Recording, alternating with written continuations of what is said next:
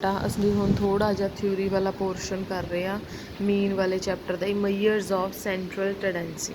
ਮਈਅਰਸ of central tendency ਨੂੰ ਅਗਰ ਮੈਂ ਹਿੰਦੀ ਦੇ ਜਾਂ ਪੰਜਾਬੀ ਦੇ ਵਿੱਚ ਕਹਾਂ ਤਾਂ ਮਈਅਰ ਆਫ ਸੈਂਟਰਲ ਟੈਂਡੈਂਸੀ ਜਿਹੜੀ ਆ ਉਹ ਐਵਰੇਜ ਫਾਈਂਡ ਆਊਟ ਕਰਨ ਲਈ ਕੀਤੀ ਜਾਂਦੀ ਹੈ। ਇੱਥੇ ਐਵਰੇਜ ਦਾ ਮਤਲਬ ਕੀ ਹੈ, ਇੱਕ ਐਸਾ ਪਰਟੀਕੂਲਰ ਨੰਬਰ ਮਿਲਣਾ ਜੋ ਪੂਰੀ ਦੀ ਪੂਰੀ ਸੀਰੀਜ਼ ਨੂੰ ਰਿਪਰਜੈਂਟ ਕਰਦਾ। ਠੀਕ ਹੈ, ਹੁਣ ਜਿਵੇਂ ਮੈਂ ਸਪੋਜ਼ ਕਰੋ ਤੁਹਾਡੀ ਕਲਾਸ ਦੇ ਵਿੱਚ ਅਗਰ ਪੁੱਛਿਆ ਜਾਏ ਕਿ what is the result of your class, ਤਾਂ ਟੀਚਰ ਇੱਕ ਇੱਕ ਬੱਚੇ ਦਾ ਨੰਬਰ ਨਹੀਂ ਦੱਸਦਾ। ਅਗਰ 50 ਬੱਚੇ ਆ ਕਲਾਸ 'ਚ ਜਾਂ 100 ਬੱਚੇ ਆ, ਇੱਕ ਇੱਕ ਦਾ ਨੰਬਰ ਦੱਸਾਂਗੇ ਤਾਂ ਅਗਲੇ ਨੂੰ ਇਹ ਤਾਂ ਨਾ ਯਾਦ ਰਹਿੰਦਾ, ਨਾ ਕੋਈ ਇੰਨਾ ਟਾਈਮ ਹੁੰਦਾ, ਨਾ ਹੀ ਕੋਈ ਇੰਨਾ ਸੁਣਨ ਲਈ ਤਿਆਰ ਹੁੰਦਾ।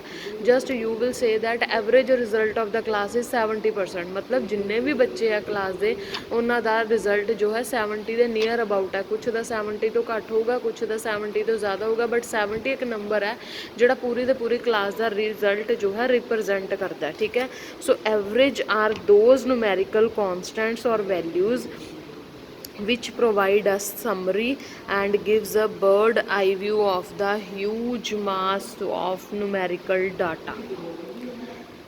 ਠੀਕ ਹੈ, ਸੋ ਪੇਪਰ ਦੇ ਵਿੱਚ ਲੌਂਗ ਕੁਐਸਚਨ ਸਾਨੂੰ ਥਿਓਰੈਟੀਕਲ ਵੀ ਆਉਣਗੇ ਤਾਂ ਤੁਸੀਂ ਇਹ ਸਾਰੇ ਕਰਨੇ। ਠੀਕ ਹੈ, ਨੈਕਸਟ ਇਹ ਪੂਰਾ ਪੈਰਾ ਰੀਡ ਆਊਟ ਕਰ ਲਿਓ। ਅਗਰ ਤੁਹਾਨੂੰ ਵਿੱਚੋਂ 2-4 ਲਾਈਨਸ 'ਚੋਂ ਡੈਫੀਨੇਸ਼ਨ ਲਿਖਣੀ ਹੈ ਜਿਹਨੂੰ ਜਿਹੜੀ ਟਰਮ ਆਸਾਨ ਲੱਗਦੀ ਹੈ। ਠੀਕ ਹੈ, ਫੋਰ ਉਹ ਕਹਿੰਦੇ average are very useful in describing and distribution concise manage ਕਰਨਾ ਹੈ, ਕੰਪੈਰੇਟਿਵ ਸਟੱਡੀ ਕਰਨੀ ਹੈ ਡਿਫਰੈਂਟ ਡਿਸਟਰੀਬਿਊਸ਼ਨ ਦੀ, ਤਾਂ ਉਹਨਾਂ ਲਈ ਇਹ ਸਾਰੀ ਬਹੁਤ ਜ਼ਿਆਦਾ ਯੂਜ਼ਫੁਲ ਹੈ। ਨੈਕਸਟ ਆਪਣੇ ਕੋਲ ਆ ਜਾਂਦੇ objectives, importance and functions of average. Objectives, average ਬਣੀ ਕਿਉਂ? To facilitate comparison. ਉਹ ਕਹਿੰਦੇ ਕਦੋਂ ਵੀ ਜੋ 2 ਜਾਂ 2 ਤੋਂ ਜ਼ਿਆਦਾ ਦੇ ਵਿੱਚ ਤੁਸੀਂ ਕੰਪੈਰੀਜ਼ਨ ਕਰਨਾ ਹੈ ਤਾਂ ਤੁਹਾਨੂੰ ਐਵਰੇਜ ਬਹੁਤ ਯੂਜ਼ਫੁਲ ਹੈ। ਸੋ ਸਿੰਪਲੀ ਸਭ ਤੋਂ ਪਹਿਲਾਂ ਹਰ ਇੱਕ ਪੁਆਇੰਟ ਦੇ ਅੱਗੇ ਲਿਖਣਾ ਹੀ ਲਿਖਣਾ। Another important objective of measures of central tendency is to facilitate comparison figures become more comparable when they are represented by the same. ਮਤਲਬ ਜਦੋਂ ਵੀ ਤੁਸੀਂ 2 ਜਾਂ 2 ਤੋਂ ਜ਼ਿਆਦਾ 'ਚ ਕੰਪੈਰੀਜ਼ਨ ਕਰਨਾ ਇਹ ਬਹੁਤ ਯੂਜ਼ਫੁਲ ਹੈ। To get a single value as an indicator of whole of the data. Average again ਤੁਸੀਂ ਫਿਰ ਦੁਬਾਰਾ ਇਹੀ ਲਾਈਨ ਰਿਪੀਟ ਕਰਕੇ ਲਿਖਣੀ ਹੈ। Average gives us a single value as an indicator of the whole of the data. Some time data is very large or very complex to explain but average helps us in explaining the data. ਠੀਕ ਹੈ, acts as a basis for other ਸੈਟੀਕਲ। ਤੁਸੀਂ ਅੱਗੋਂ ਕੋਈ ਵੀ method ਲਗਾਉਣਾ, ਸਕਿਊਨੈਸ, correlation, ਰਿਗਰੈਸ਼ਨ, ਕੋਵੇਰੀਐਂਸ, time series, index, ਜੋ ਕੁਛ ਵੀ ਅਗਰ method ਲਗਾਉਣਾ ਤਾਂ ਉਹ ਡਿਪੈਂਡ ਕਿੰਦੇ 'ਤੇ ਕਰਦਾ, ਸੈਂਟਰਲ ਟੈਂਡੈਂਸੀ 'ਤੇ। ਸੈਂਟਰਲ ਟੈਂਡੈਂਸੀ ਇੱਕ ਵਾਰ ਨਿਕਾਲ ਲਈ, ਉਸ ਤੋਂ ਬਾਅਦ ਉਹਦੇ 'ਤੇ ਜਿੰਨੇ ਮਰਜ਼ੀ ਮੈਥਡਸ ਤੁਸੀਂ ਨਿਕਾਲ ਕੇ ਲਗਾ ਸਕਦੇ ਹੋ। ਨੈਕਸਟ ਹੈ ਟੂ ਡਰੋ conclusion about the universe from the sample.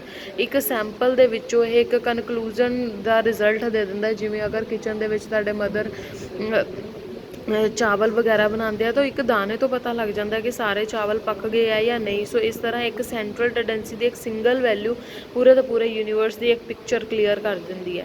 Next to help in decision making. ਅਗਰ ਬਿਜ਼ਨਸ ਵਰਡ ਦੇ ਵਿੱਚ most of the time we have to take the urgent and quick decisions, ਬਹੁਤ ਜਲਦੀ ਡਿਸੀਜਨ ਲੈਣੇ ਹੁੰਦੇ ਆ। ਸੋ ਐਵਰੇਜ ਦੀ knowledge ਹੋਣ ਦੇ ਨਾਲ ਡਿਸੀਜਨ ਮੇਕਿੰਗ ਈਜ਼ੀ ਹੋ ਜਾਂਦੀ ਹੈ। ਹੈਲਪ ਇਨ ਅੱਗੋਂ ਤੁਸੀਂ ਕੋਈ ਪੋਲਿਸੀ ਫਾਰਮ ਕਰਨੀ ਹੈ ਤਾਂ ਉਹ ਵੀ ਤੁਹਾਨੂੰ ਐਵਰੇਜ ਦੀ ਹੈਲਪ ਨਾਲ ਬਹੁਤ ਹੈਲਪ ਮਿਲਦੀ ਹੈ। ਨੈਕਸਟ ਹੈ requisite of a good average or measures of central tendency. Requisites of a good average ਮਤਲਬ ਕੀ ਹੋਣਾ ਚਾਹੀਦਾ? ਉਹ ਕਹਿੰਦੇ it should be rigidly defined. ਮਤਲਬ it should be a clear picture of the whole set of data. ਤੁਸੀਂ ਆਪਣੀ language 'ਚ ਇਹਨੂੰ ਲਿਖ ਸਕਦੇ ਹੋ। It should be easy to understand. It should based on all the observations. It should be suitable for mathematical treatment. It should be affected as little as possible by fluctuating of sampling। ਮਤਲਬ 1-2 terms ਦੇ add ਕਰਨ ਨਾਲ ਔਰ remove ਕਰਨ ਦੇ ਨਾਲ ਇਹਦੇ ਤੋਂ ਕੋਈ ਫਰਕ ਨਹੀਂ ਪੈਂਦਾ। It should not be affected much by extreme observation. It should be located graphically. It should not be affected by skewness. ਠੀਕ ਹੈ, ਇਹ ਵਾਲੀਆਂ ਤੁਸੀਂ ਪੁਆਇੰਟਸ ਦੀ ਹੈਡਿੰਗਸ ਯਾਦ ਕਰ ਲਓ, ਅੰਦਰ 1-1 2-2 ਲਾਈਨਸ ਲਿਖ ਦੇਣੀ। ਠੀਕ ਹੈ, ਇਹ ਹੁਣ ਤੁਹਾਡੇ ਕੋਲ ਕਾइंड्स ਆ ਗਏ। ਇਹ ਬਹੁਤ ਇੰਪੋਰਟੈਂਟ ਹੈ ਸ਼ਾਰਟ ਨੋਟ ਲਈ ਵੀ। ਕਾइंड्स ਆਫ ਸਟੈਟਿਸਟੀਕਲ ਐਵਰੇਜ, ਉਹਦੇ 'ਚ arithmetic, geometric, harmonic, median, quartile, decile, percentile ਔਰ ਮੋਡ ਆ ਜਾਂਦੇ।